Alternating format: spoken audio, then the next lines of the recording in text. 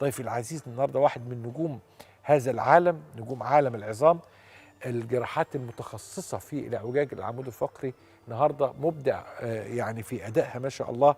ضيفي العزيز الاستاذ الدكتور يحيى البرمبولي، المدرس والاستشاري لجراحات العظام والعمود الفقري، استشاري جراحات اعوجاج العمود الفقري، زماله جراحه عظام الاطفال وتشوهات العمود الفقري الكنديه، زماله جراحه العمود الفقري المتقدمه الانجليزيه. اهلا بيك يا دكتور يحيى. اهلا وسهلا. منورني. ربنا يخليك. في تجهيز العمليه بتستخدمه يعني مجسم مجهز قبل العمليه. انا عايز افهم الحته دي. هو بص حضرتك، دي تقنيه جديده ما كانتش موجوده من 3 4 سنين، اللي هي 3 دي برينتنج. احنا دلوقتي اللي هو التقنيه دي ظهرت في حاجات كتير، في الهندسه وفي الزراعه وحاجات كتير. انا عايز نقف سنه بس صغيره. انا عايز افهم الناس ان الموضوع بتاع 3 برينتنج ده 3 دي برينتنج ده في حاجات كتيره. بالظبط كده، في حاجات كتير. يعني احنا هنا في الاسنان اتكلمنا على 3 برينت، يعني 3 دي برينتنج يعني انا اقدر اعمل مجسم شبه الموبايل ده بالظبط، او شبه الكوبايه دي بالظبط، صح كده؟ تمام.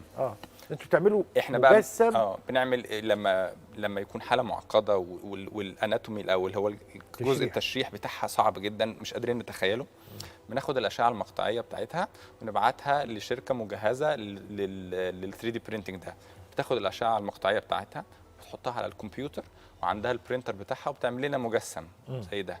المجسم ده بيدينا صوره طبق الاصل 1 to 1، يعني ده شكل العظم الحقيقي بتاع المريض، وده شكل الفقره، وده طول الفقره، وده المكان اللي طالع خارج منه العصب، وده المكان اللي انا ممكن اقدر احط فيه مسمار، وده الحته اللي انا فيها النخاع الشوكي ما اقدرش منها، وده ابقى معايا قبل العمليه، اقدر احط عليه الخطه الجراحيه، واقدر افكر انا هعمل العمليه ازاي باحسن طريقه. كانه تقويم، هو زي السنان كده. هو تقويم. احنا بنعمل تقويم، لكن بدل ما بتاع سنان بيعملها على. انت قلت تعبير دلوقتي يعني الخطه العلاجيه، وان احنا زي التقويم بتاع سنان بالظبط. انا ممكن اقعد ساعتين بس، يعني بنعمل خطه علاجيه، وايه الانسب طريقه، وازاي اوصل الطفل ده ان هو يبقى طبيعي من غير ما اثر على الوظيفه بتاعته على المدى البعيد.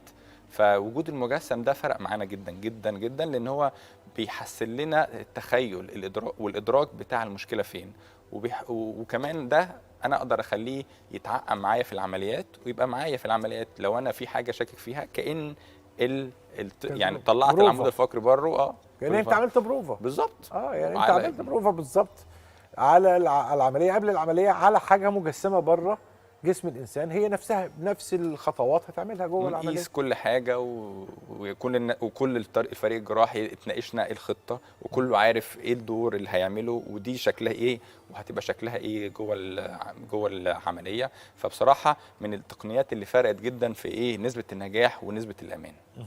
ضيفي العزيز الاستاذ الدكتور يحيى البرمبولي، المدرس والاستشاري لجراحات العظام والعمود الفقري، استشاري جراحات اعوجاج العمود الفقري، زماله جراحات عظام الاطفال وتشوهات العمود الفقري الكنديه، وزماله جراحات العمود الفقري المتقدمه الانجليزيه. نورت الناس الحلوه. ربنا يخليك. خليكم دايما مع الناس الحلوه.